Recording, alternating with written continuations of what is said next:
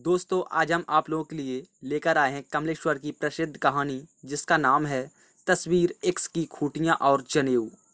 तो चलिए शुरू करते हैं। वे तीन वेश्याएं थीं। वे अपना नाम और शिनाख्त छुपाना नहीं चाहती थीं। वैसे भी उनके पास छुपाने को कुछ था नहीं। वे वेश्याएं लगती भी नहीं थीं। उनकी उठने बैठने और बात करने में सलीका था। मेकअप भी ऐसा नहीं जो अपना पेशा खुद बताने लगे। उनकी साड़ियाँ और ब्लाउज भी भड़काऊ नहीं थे। वे गुलदस्तों की तरह भीनी भीनी महक रही थीं। कलाइयों में सादा चूड़ियाँ थीं। महीना सावन का था।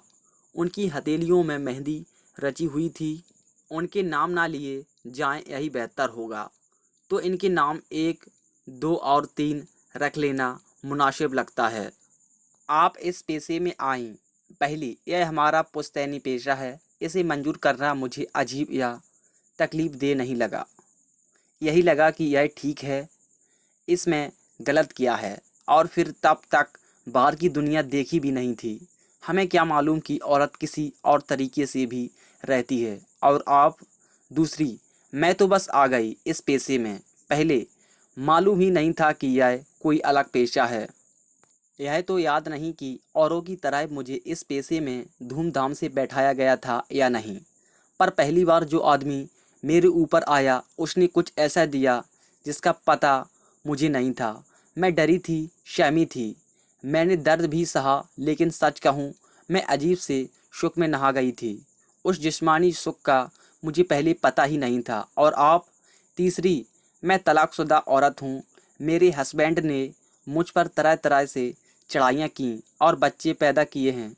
मैं अपने सारे प्यार के बावजूद उन तमाम बच्चों को संभाल नहीं सकती थी। शाहजहाँ की बेगम मुमताज़ महल की तरह 18 की उम्र से 29 की उम्र तक 11 बच्चे पैदा किए और मारपीटें तकलीफ सही।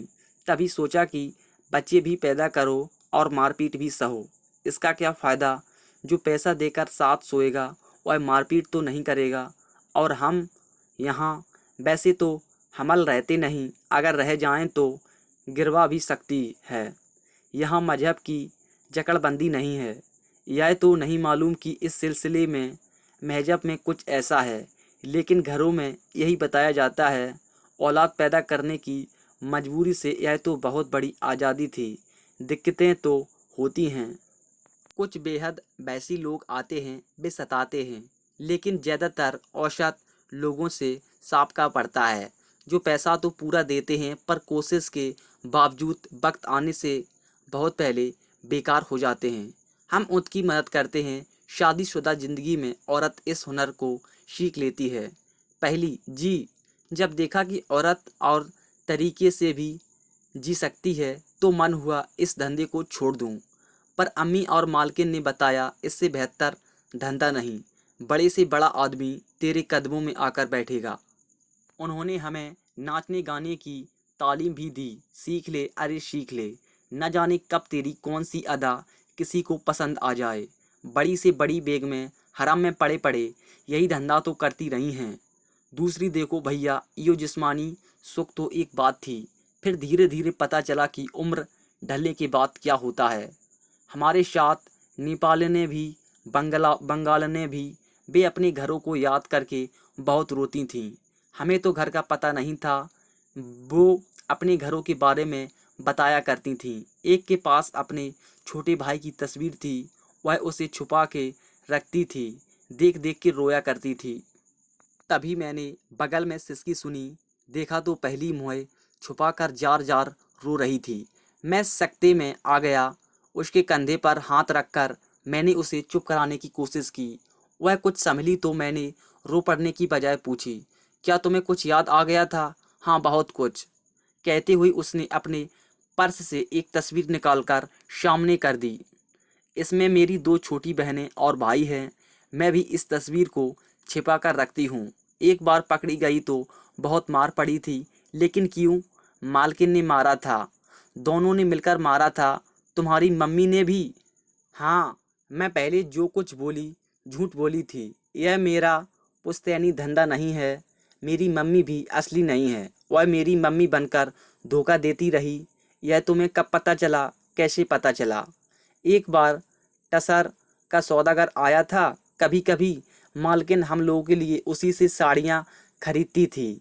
वह गठरी बांध के लाता था। उस दिन बारिश बहुत थी।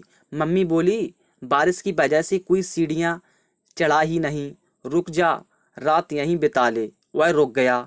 फिर सौदागर और मालकिन के बीच बड़ी फास बातें होती रहीं।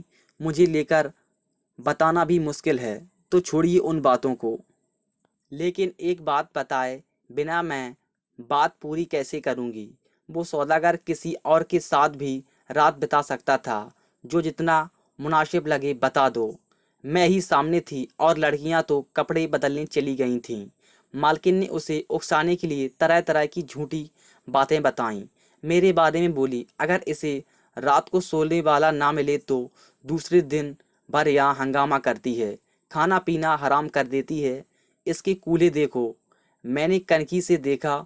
सौदागर का जिस्म भड़कने लगा था। वो मेरे साथ सोने चला आया। सुबह वह चाय पीकर गठरी उठा के चला गया। फिर वह मेरे पास आने जाने लगा। एक दिन मालकिन और अम्मी को चकमा देकर मैं उसके साथ भाग गई। तब उसी ने मुझे मेरे घर वालों से मिलवाया। उसने सब कुछ पता लगा के रखा था। मेरी असली मम्मी मुझे देखकर बहुत रोई। अब्बा का इंतकाल हो चुका था। भाई बहन मुझे ताज्जुब से देख रहे थे। हम रोए धोए तो बहुत, लेकिन अम्मी ने मुझे घर रखने से मना कर दिया। क्यों? अब यह तो वही जाने। तो तुम घर वालों से अलग कैसे हुई?